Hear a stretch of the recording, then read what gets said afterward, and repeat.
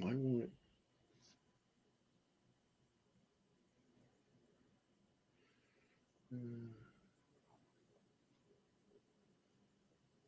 Hang on a second. It's not letting me go live. Yeah, you're live. Oh, are we? Mm-hmm. Okay. Okay, here we go. Cool. All right, and welcome, Hoosier fans, to another victorious episode of doing the work post game show tonight. As your number 6 ranked Indiana Hoosiers win over Wisconsin on the road, 76-53. And this was to me, a game where we really were looking at a lot of streaks that Indiana had on the line. They had a 6-game winning streak coming in. They had a 12-game conference winning streak if you go back to last year. And one of my favorite things I learned tonight, we had a 10-game on the road winning streak, which was second in the nation and leading actually all Power 5 conferences.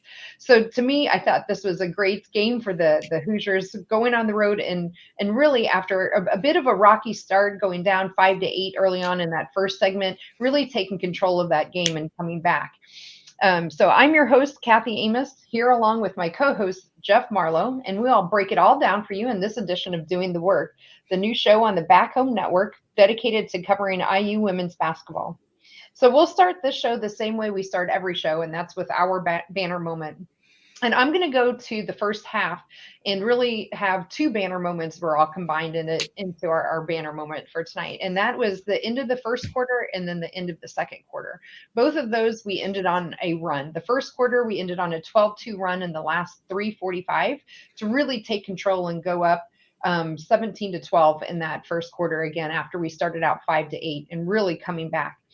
Then the second quarter, we came back and again just finished that quarter incredibly strong with a 13-2 run in the last 5 minutes of that game. And we went up 36-21 at the end of that first half with a 15-point lead. And to me, those were the 2 banner moments of the game. I really enjoyed seeing both of those closing out strong of both quarters in that game. And as always, our Hoosier proud ad, our banner moment today, as always, is brought to you by our friends at Home Field Apparel. They're now in their 5th season of sponsoring the Assembly Call, and they're first at the presenting sponsor for the Back Home Network. And did you know that among Home Field's largest collection of vintage IU apparel is a shirt commemorating one of the most successful seasons in the history of women's basketball? It's true. And when you go to the IU collection, you can find a t-shirt commemorating that 1983 season when Indiana won the Big Ten and made its first NCAA appearance. And given what the women's team is doing now under Terry Morin, it might be time for a new shirt soon. And if you support other college teams or have other people in your life who do, for example, I have a really good friend who's actually a Michigan fan, so I bought her a Michigan sweatshirt from Home Field Apparel to watch the bowl. Maybe not the results she wanted, but she loved her sweatshirt. But Home Field probably has anything that you're looking for your friends and family as well. Their product line now extends to more than 120 different schools with different unique and vintage logos for all of them. And no matter what you buy, you know when you get it, it will be comfortable and the colors will last through many washings. Plus, you're supporting an Indiana-based company that came up through Kelly School of Business. So what could be better than that? So go to homefieldapparel.com and use our promo code HOME, HOME, to get 15% off your first order. And that promo code again is HOME, HOME. Just remember, it's only off your first order. So if you're lucky enough to still be able to use that, or not sure what you're waiting for, so get on out there and buy some and really stock up and take advantage of that 15%. So again, it's homefieldapparel.com and wear one for the team. Okay, now it's time to move the ball and find the open player and get some opening thoughts from the rest of our team. So we're going to kick it over to Coach Marlow for Coach's Corner. Kathy, you kind of stole some of mine, talking about the winning streaks. But that's fine. For me, it was more about just taking care of business, doing the work tonight.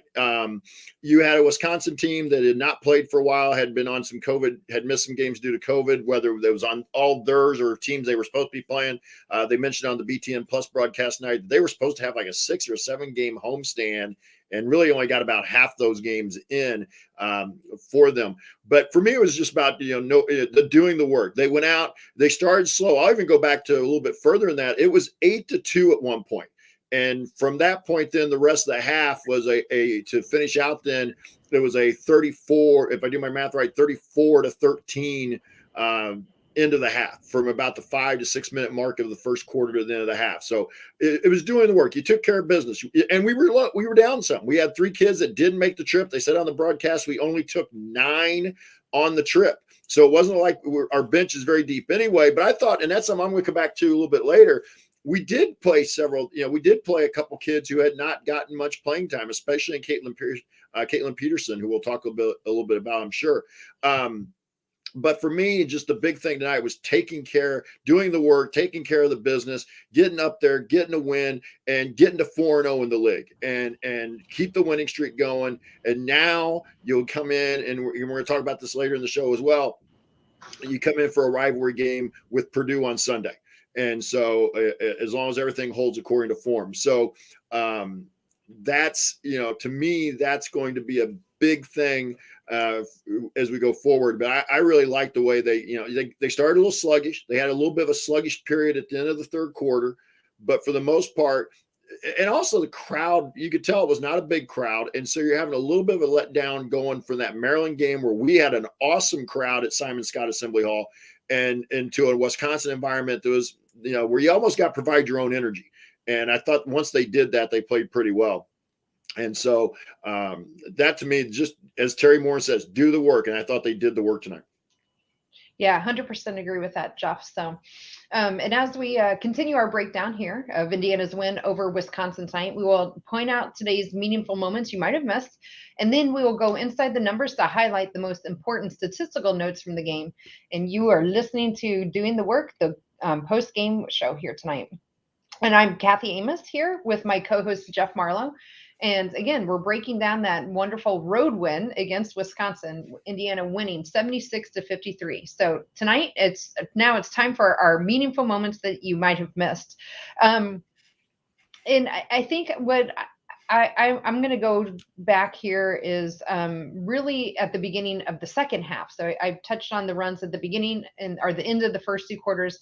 Beginning of that third quarter, you could tell that they really had some halftime adjustments that Coach Moore wanted to do, and namely that was going inside to Mackenzie Holmes. They came out and they didn't force the ball; they got the ball into her, and we're really looking to get to her. And she scored the first 2 buckets, going 4-0, and then we got the ball back again and scored again, going up 6-0, and really forced a timeout for Wisconsin only 2 minutes into that second quarter. So at that point, then we took our lead all the way up to 42-21, a 21-point lead. And I thought that was a great adjustment from Coach Moore, and really just fantastic execution from the rest of the team to really push that ball inside and helping Mackenzie get it into a good position, where in the first half she was getting the ball at times, but she was getting triple teamed, where now I thought that second half she really was getting in a better position. And you could tell at the end of the night with her ending up scoring 16 points for the team, where I think she only had 4 at half. How about Jeff, for you? What kind of meaningful moments do you have on your list tonight? I will actually kind of go the opposite way. I thought that the timeout that Terry Moore took in the third quarter, when they started to lose a little focus, when they started to look a little sluggish, like, we got this put away, because we were up 23 at one point in that third quarter when we were making that run. And we let it get back to, I believe, 13. I think it was 55. No, it did get to 50. Yeah, my notes, 55. Yeah, I got to 55-42 at the 54-second mark. And she actually taken the timeout just prior to that. But I love that timeout. I think she took that timeout to remind them, hey, we can't just stop here. We can't, they're going to make some plays. Wisconsin may not be a very good team. They may be bottom of the Big Ten. They may have lost some bye games that they should have won normally.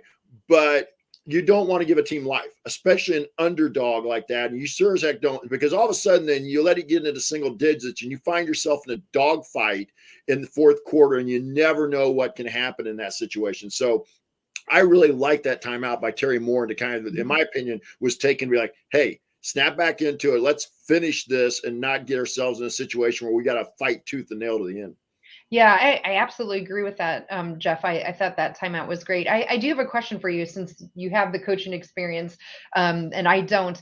So in that same quarter, Coach Moore also called a timeout with 18 seconds left, and I couldn't quite figure out what she was wanting from the team in that last 18 seconds. And I was wondering if you saw something to understand what that timeout was, or maybe it's just something we couldn't quite see. I wasn't sure. I didn't see anything, and the commentator, and I will give this. We really ripped on BTN Plus the last time we did a post game show after BTN Plus. I thought the production by BTN Plus tonight was much better. Yeah. At least you could see score and time, and the announcing was synced up. I thought it was interesting. There was only one announcer, but besides that, I want to give BTN Plus some props since we really ripped on them the last time. But I saw that timeout, and the commentator made the comment, and of course it was Wisconsin commentary, but I didn't see anything. So I thought that one was a little strange with 18 seconds to go, other than maybe she wanted to take a timeout to be like, that's what I was talking about. That was the only thing that could pop into my head at that point. So I don't know if she saw something in that defensive possession before that, even though we kind of came out of that and got I don't know if she saw some shit that was like, hey, I want to fix this. My thought process was, but I would have waited, but Terry's getting paid a whole lot more than I am, Yeah. But that's the only thing that popped into my head was that she wanted to be like, that's why I took the timeout. But I honestly didn't see anything. So I was a little surprised by that timeout, to be honest with you. Yeah, me too. So, one other meaningful moment I liked to see came to me in the fourth quarter with about 7 minutes or so to go, and that was something we saw actually all night. But this one really highlighted a combination of two players that I enjoyed watching tonight. Well, I always do, but tonight in particular was Grace Berger took the ball and drove to the middle of the lane. And was stopped in that zone, and then turned around though and quickly looked and kicked it out to Allie, who then made a 3-pointer. And I thought that was just a play that highlighted again how, and I know we'll probably get into it a little bit more in other segments, but I thought Grace in particular, and we talked about this as well, may not have lit up the night when the scoreboard or from shooting, but she was really looking for her teammates and ended up with 11 assists tonight. And that was one that I really enjoyed seeing. Yeah, I thought we talked about kind of texting back and forth that Grace was just playing a really Grace Berger game. I mean, yes, we're used to her scoring, but she was near a triple double, and I'll save those for when we get into the breaking down the stats.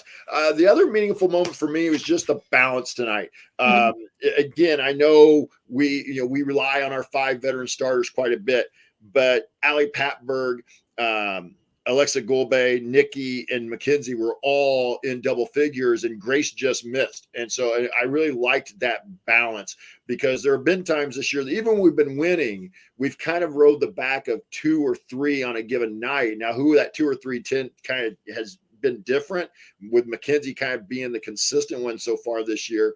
But I really like that balance. I like the fact that at different times in the game, when I felt like we were stagnant, maybe not quite the word, just kind of in a lull, and somebody different hit a shot, whether it was Lex, whether it was Allie, whether it was Nikki, or as you mentioned earlier, we got right out of the second half. I think the first 2 possessions went right into Mac, into Mackenzie. So I really liked the way the balance, and to me, that's really meaningful, because with a team that's not very deep and going deep into the bench, I think the more balance you can have, the better we're going to be down the stretch. Yeah, absolutely. So, Jeff, I think that hit all of my meaningful moments. Any other ones that you want to touch upon that you had? No, I just think it's amazing that, as you said, that's our 13th straight conference win going back to last year, 8 in a row now over Wisconsin. And as you mentioned, 11 in a row on the road. And for our viewers and listeners who are like, hey, what about down the Bahamas? Those are neutral court games that are not considered true road games. So that's the stat we're giving you, about 11 straight road games are true road games. But again, it just tells you a little bit about the program that Terry's building, and the kids, how well they are playing. And especially when you think about, this is 7 in a row now. As far as this streak, we've won 7 in a row. So, just a lot of numbers there, but you just continue to watch this program build and become a really solid, really good program. Yeah, moved it to 12-2 overall on the season, with 4-0 now in conference play, which I think technically puts us at the top of the Big Ten conference. If you're asking me, I know there's a couple teams that are just 1-0, Iowa and Oh, my brain just blanked on me. There's one of Northwestern. Northwestern. Yes, I'm thank pretty you. sure it's Northwestern. I Yeah, didn't look they've at only the played standings. one game, so Yeah, yeah, both of them have only played one game, and Iowa's going to win some games yeah, when you get down to it. yeah. But the team that I thought, besides Maryland, and we talked about Iowa as well, but the team that I was keeping an eye on too was Michigan, and with Michigan going losing in Nebraska, that was that was a pretty big game from there. So IU right now in a really good spot, but as they'll tell you, both coaching staff and players, now you're only as good as the next game. Yep.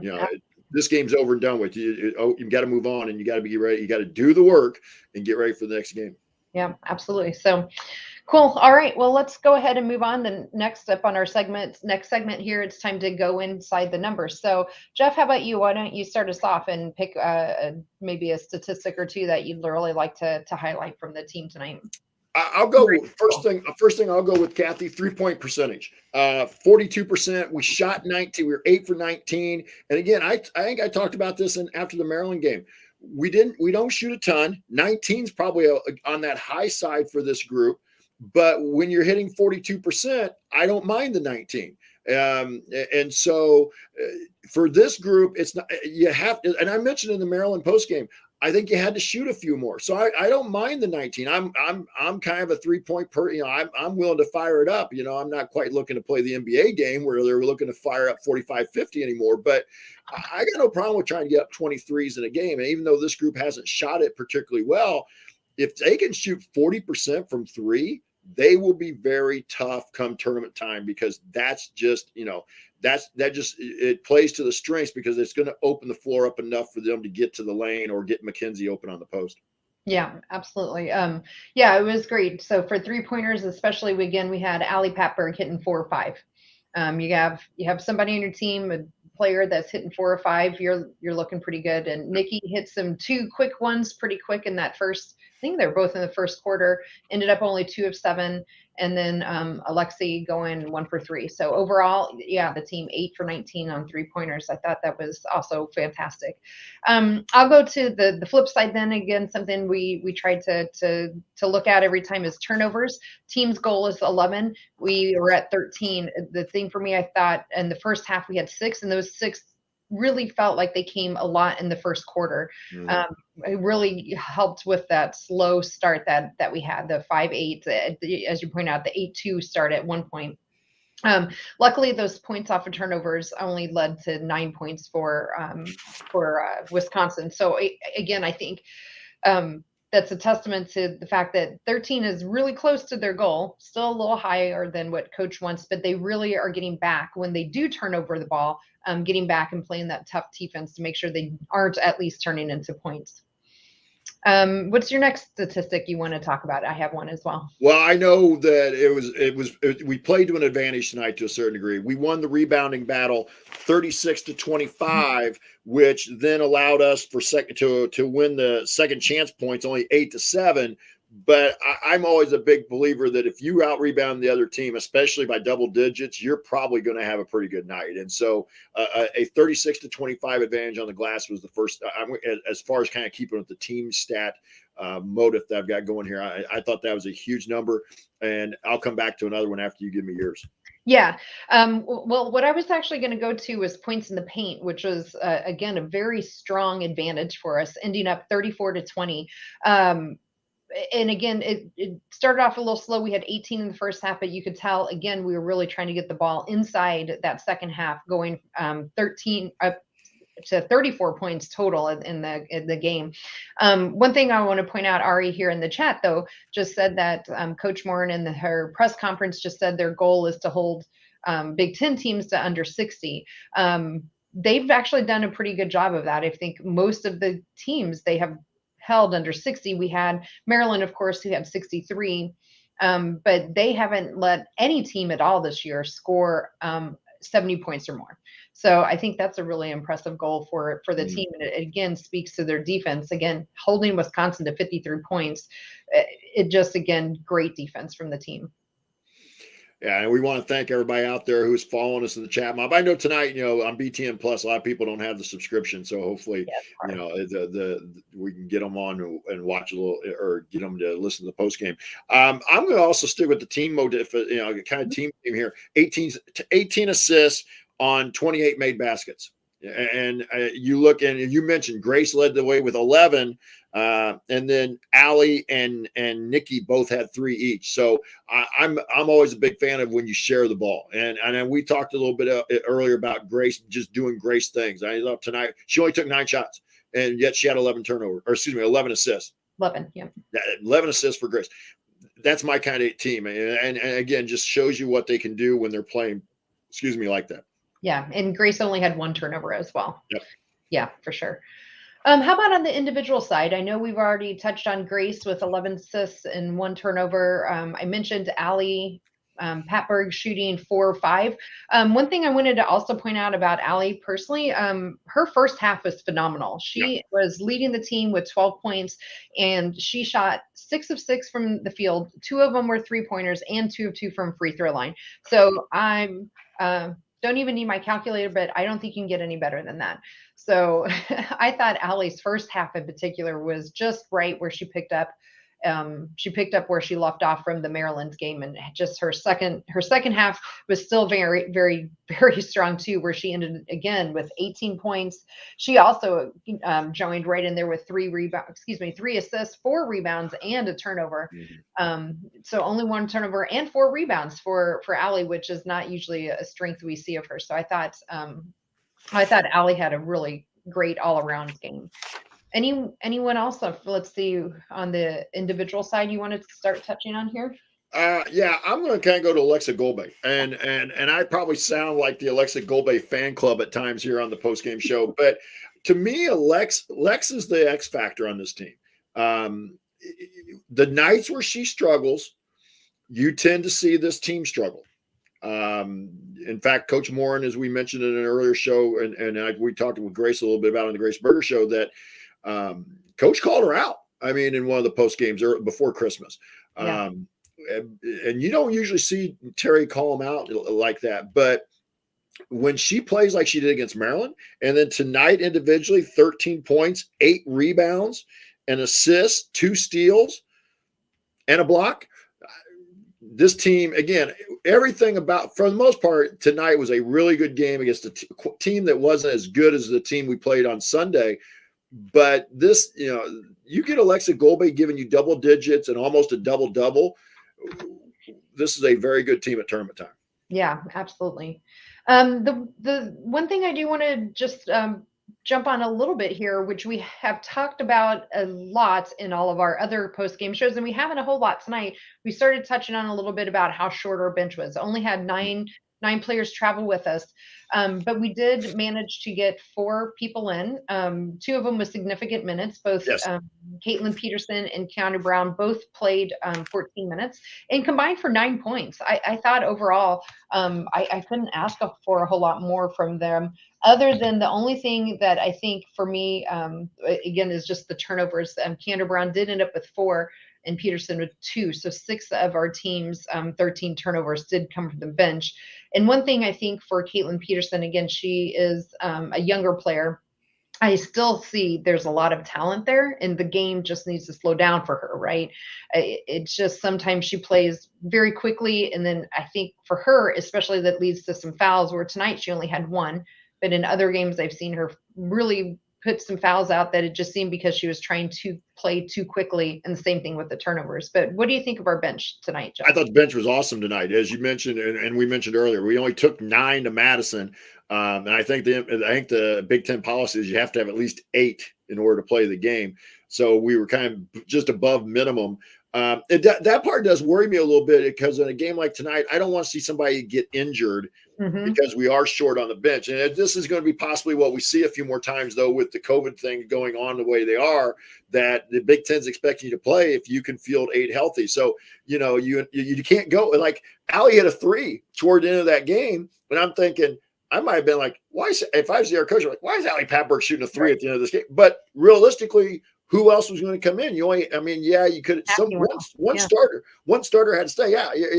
But I really liked Caitlin Peterson. I would like to think that maybe this could be a jump start to where maybe she can get a solid 8 to 10 minutes every night and get us a bucket or two. Because I really like the way she played. I agree with you earlier in the year when we did see her. I think she tends to play defense like a lot of high school kids. And being a freshman, it's spilling over and she plays with her hands. Yeah. So the first time somebody wants to make a move that's quicker than her or surprises her, her first thing is to reach out. And that gets you a foul in the college game, because they're going to call it that foul. And if you're guarding the ball handler, that's almost an automatic. As soon as you reach out with your hands and touch them, it's almost an automatic, especially for a freshman. And yeah, officials know who the freshmen are. They know who Allie Patberg is. Allie Patberg might be able to get away with a little bit of a bump and a hold that a freshman's not going to. But I really liked what I saw from Caitlin Pearson. I like her look on her shot. It's not exactly as smooth as you would be textbook, but it's not left and right. If she's missing, generally it's short or long. And so I really like that. And for Keandra, for 1 for 3, 1 of 3 from 3-point for us tonight. So yeah. And to Keandra, she played hard. She played the typical way you see. The 4 turnovers, I don't think is typical. So I'm not going to get too worked. Obviously we don't want to have 4 turnovers from one kid, but I'm not going to lose a bunch of sleep about Keandra's 4 turnovers. And I don't think that's something that's a normal for her. I didn't think so either. In fact, when I just looked up and said it, I was actually surprised. Yeah, I was too. And I hadn't really looked at it until you mentioned it. But it didn't feel like it. So yeah. But I really thought, and the bench tonight only got outscored 10-9. Usually we're on here talking about the bench getting outscored 15-2, 20-3. But tonight the bench, as you mentioned, gave us some positive minutes and positive points. Yeah. I did want to talk a little bit too about the shorter bench, a combination that we hadn't seen. And I'm not sure if maybe I should have said this during the meaningful moments, but Keandra Brown and Mackenzie actually played together. Yeah, I saw that. Did you see that? I don't remember seeing that before. Now it was a short time, maybe a minute and a half of game time. But it definitely at least gave Alexa time to get some breath in there, I think. And so that was interesting to see them play together. I don't, though, Jeff, do you think that's a normal combination they will see? I think it was a result of the short bench. It was a short bench. And if I remember right, Grace had rotated out. Because if I remember right, it was Keandra, Mac, Lex, Allie, and Nikki. I think Grace Alexa was on the bench because she actually came in for I think Keandra. Who did? Alexa, yeah. Okay, so maybe Alexa, but anyway, but I'm pretty sure Grace had rotated out there. But again, you go back into the minutes, and again, our bench isn't our strength right now, and we tend to play our starters quite a bit. But in a night where we only had 9 kids, according to the stat line, Mackenzie only had 25 minutes. I guess I didn't realize she sat 15 minutes of game time. I'm going to have to go back and watch the film on that one a little bit. But you had 37 from Lex, 35 from Allie, 36 from Grace, and 35 from Nikki. Yeah, which is pretty typical of what we're seeing. Yeah, we did have 14 points from both Keandra Brown and from Caitlin Peterson. So, or 14 minutes rather, sorry. Yeah, and I think if we could find a way to get that to be more normal, and then you bring Chloe Miller-McNeil back into it, because she was one of the kids that did not make the trip. Yeah, you get her another 10 to 15 minutes. Now I like that rotation. 8, I can live with 8. 7 to me is always a little bit like, but if you get to 8, hey, I'm with that. Okay with that. Right, absolutely. All right. Well, we've deviated a bit from our stats and have kind of jumped back into some meaningful moments, but just all good. Yeah, they're still stats though. They are. So any other stats that we haven't touched on? Nothing's jumping off the page to me. How about for you? Overall, just the defense, you mentioned holding them to the goal as was pointed out in the chat. The goal is to hold the Big Ten teams to 60 or fewer. Yep. And we held them to 36% shooting, 29% from beyond the arc. So, I thought defensively everything showed up. Yeah, absolutely. And again, Nikki Cardano-Hiller did her defensive thing again. So she forced the 10-second time call. Yeah. So that was fun. Yes, it was. Yeah, cool.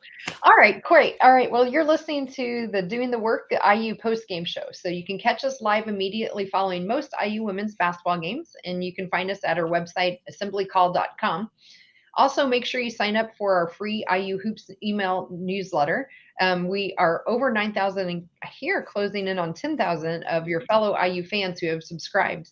So you can join for free today and tell all your IU friends to join as well at join.assemblycall.com. Again, that's join.assemblycall.com. Again, I'm Kathy Amos here with my co-host Jeff Marlow, and we're breaking down Indiana's win over Wisconsin, 76-53. Our next segment is actually time for our game ball. So, Jeff, I'll let you go first. Who do you want to give your game ball to? Yeah, it's a tough one, and I think you could give it to a couple of different kids here.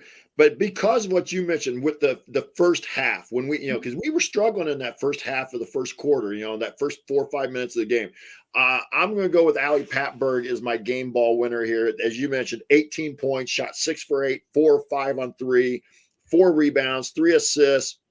But because of what she did in the first half, as you mentioned, the 12 points, and I thought really kind of jump-started us and got us into a lead that really we never looked back on. I'm going to go with Allie Patberg tonight as my player of the game. Yeah, Jeff, that's exactly who I wrote down too. I think when we get to our next segment, and we might have to have some conversations, but I think that one was a good one for me too. Again, you shoot 4 for 4, 2-point field goals, 2 for 2 3-pointers, and 2 free throws in your first half. Lead the team in scoring in 12 in your first half alone. That really, it really set the tone, I thought, and really again showed her leadership and what you would expect from a 7-year senior as well. So I was very much excited again to see Allie just really picking up where she left off. All right, so that is Allie's second game ball now. So that brings us up to Mac with 3, Nicole with 1, and Allie now with 2.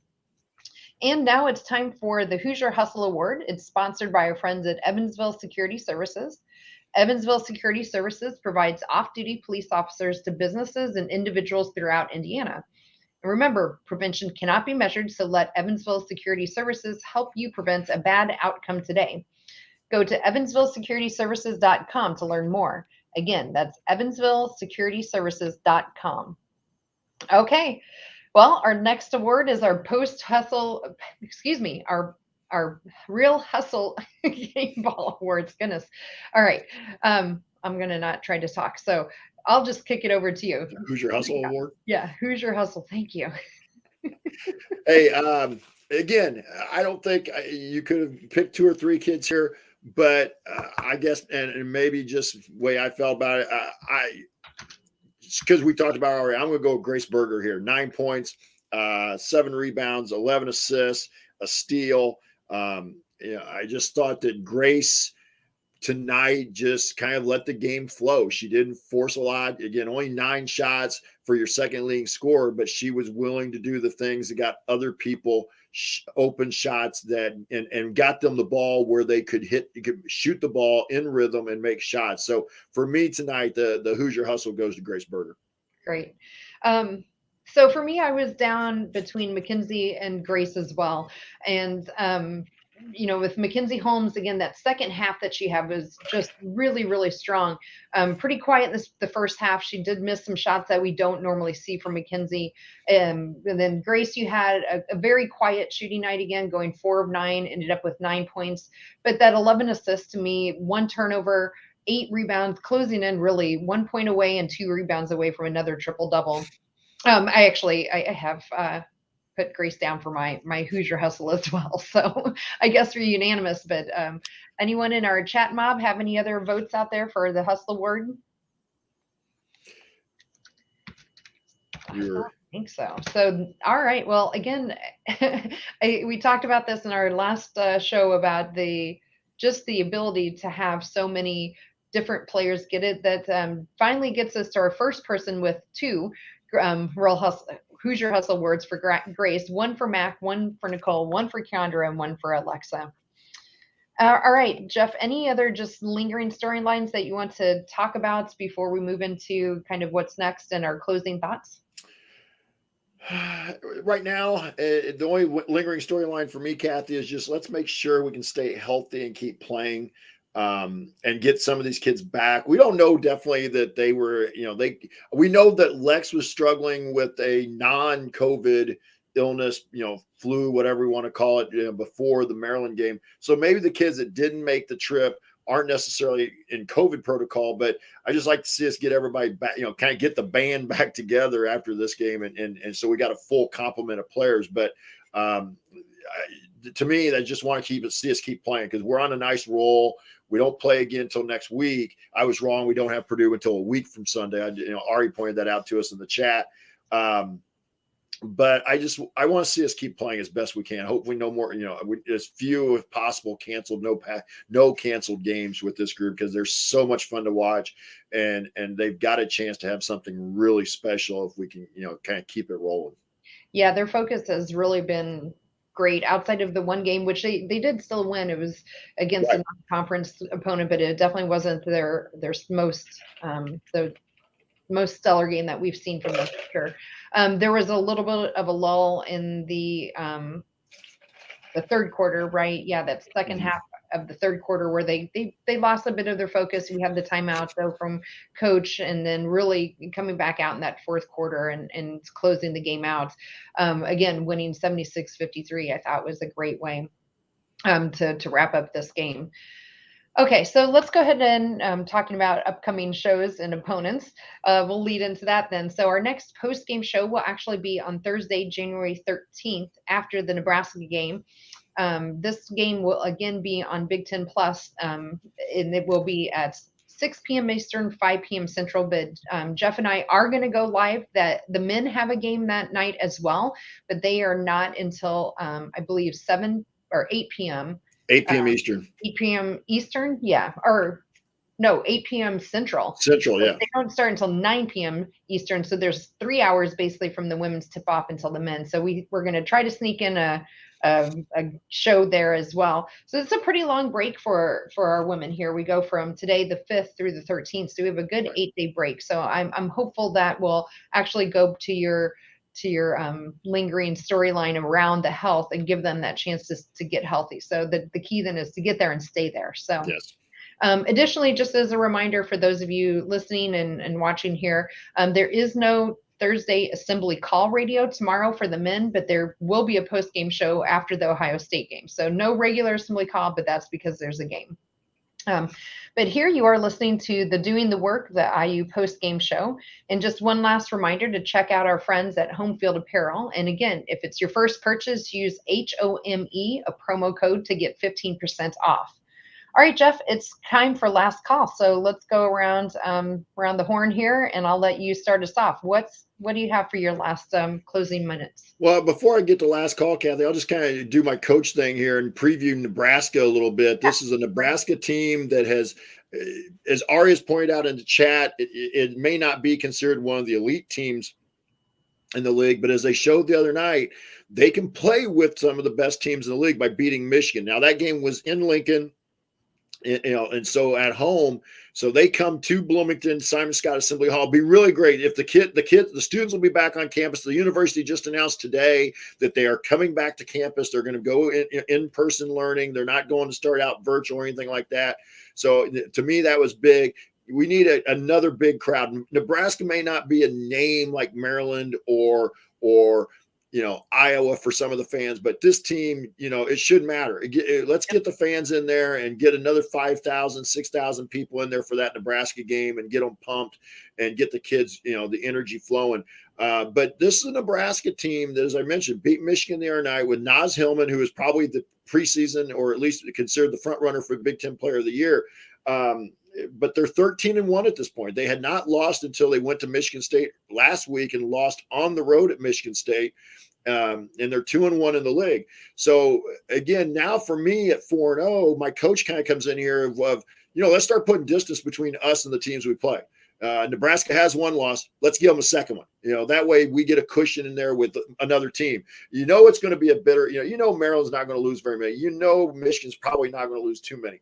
Iowa can maybe be a little up and down, but I don't think you can take this Nebraska group lightly. They have some players that when they put it together, they can play well for a 40-minute stretch. And this we need, as you said, we're gonna have that 8-day layoff.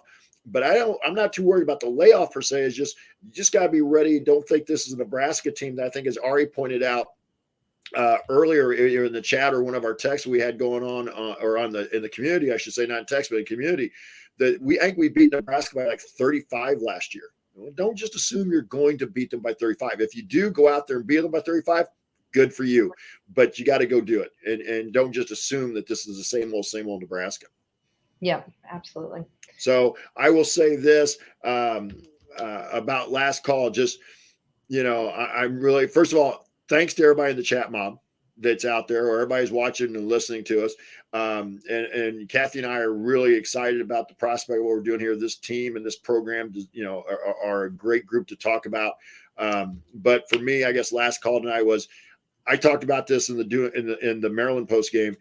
They didn't have a lull. They didn't have that game where they kind of went out there and went through the motions. They went out, they took care of business, and they got out of Madison with a 20-point win and a 20-plus point win, and you improved to 4-0 in the league. You're on, as you said, I agree with you wholeheartedly. You're on top of the league. Everybody's chasing you right now.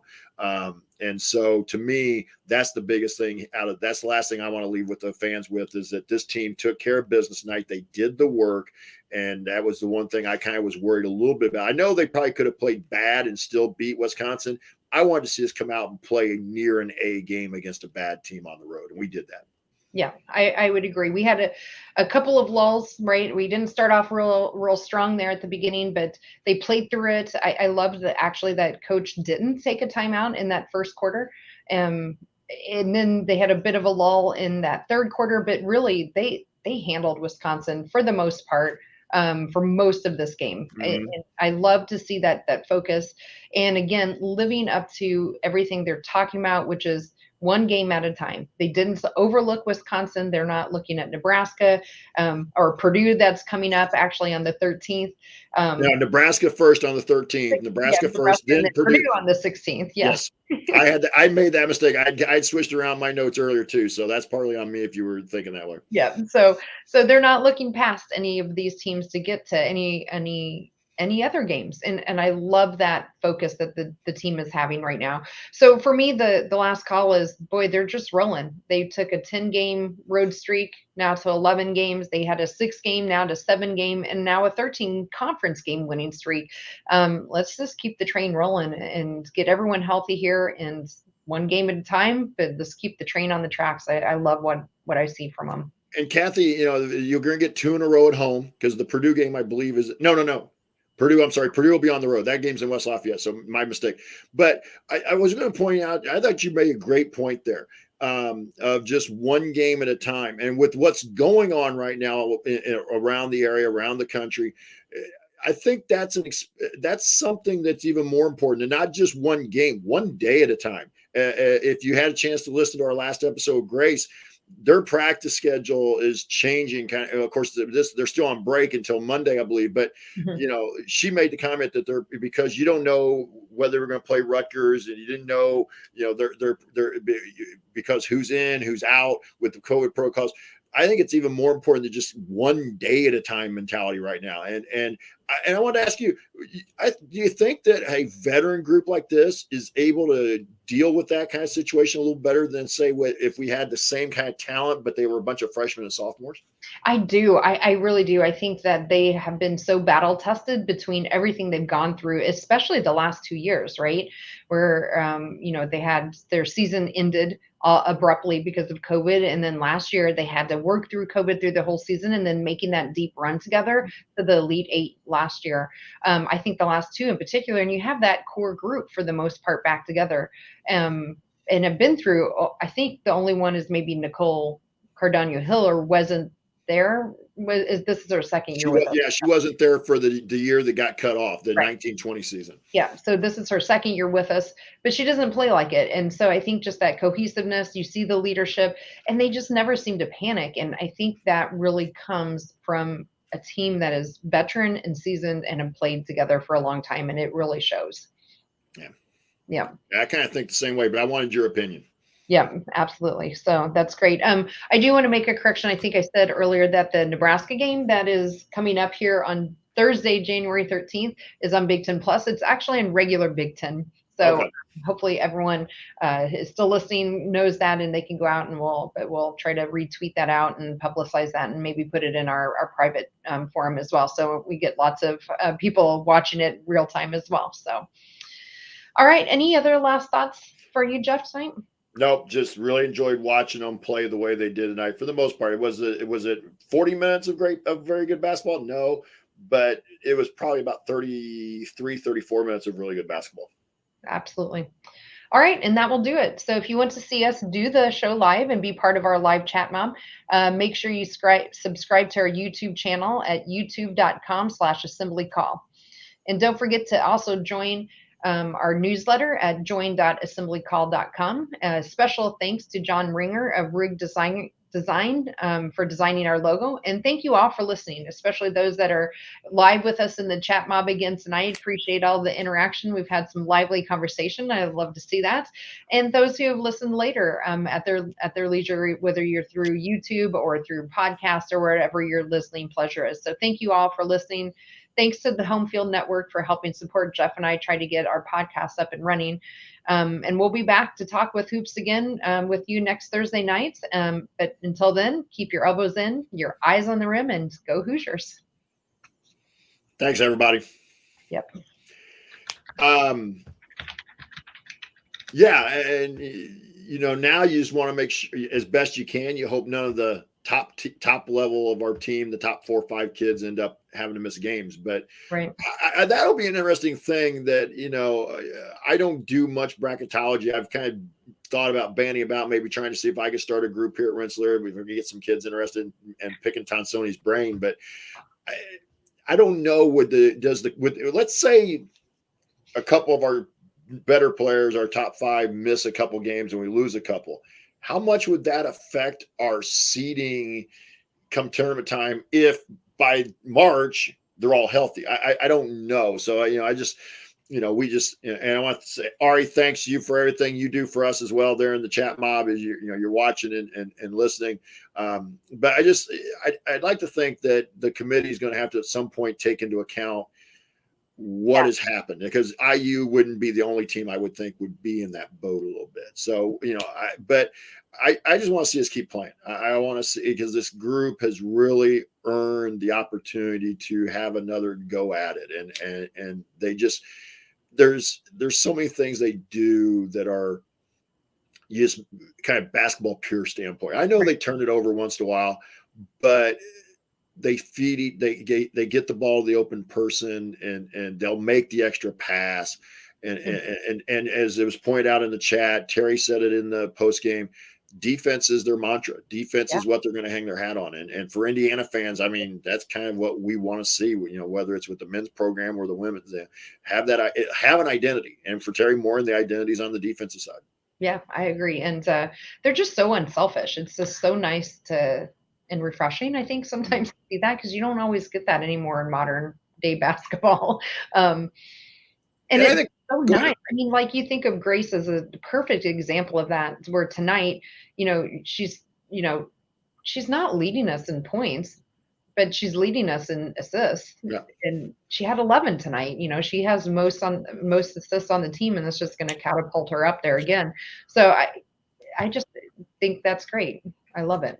And the other part, I think part of that is just, and this is just the factual part, 99% of the women's game is played below the rim. So you have to do things that are a little bit more kind of pure basketball. You're not able to just athletically get up to the rim and, dunk or lay it up. You're going to have to get there. Now, are there some really gifted players in the game? Oh, yes. There are some very gifted athletically players, but they're usually not above the rim. And so I think that's where you kind of see that purity of it. Yeah, I agree. So, all right, Jeff, well, this is a ton of fun again. Thanks for having me. You have much snow out there? We got here in the area of Iowa that I live in, we got about 5 inches, so not too terrible. South of here got, I think, closer to 9. Yeah, it's all relative, right? Yeah. Yeah, because we've got barely a coating on the ground, so so it I kind of know went. you're saying 5 inches, and you're like, oh, and I'm like, Yeah, yeah, that's not that bad. cold. It's cold. Oh, it's I- bitter cold. Yeah. yeah, it's dropping here. It's supposed to Yeah. be about -10 or -15 wind chill, I think, by Friday morning. So if Yeah, not we're tomorrow. supposed to get, I think, negative digits for real temperature. I know we hit it already once this weekend where we were, I think was it Saturday, we got all that snow. And not only was it all the snow, but it was also bitter cold. I think we got 7 was our high. So yeah, I know it's January. It's supposed to be cold. I'm just not ready for it. uh, After the way December after was so December. mild here, I'm not ready for it. So, hey, until I see you again, I know I'll see you next week after the Nebraska game. But Yep, until then, have a good weekend and rest of the week, and we'll see you next week. And sounds good. go Hoosiers! Absolutely. All right, night chat, Mom. See everybody. Talk to you next game.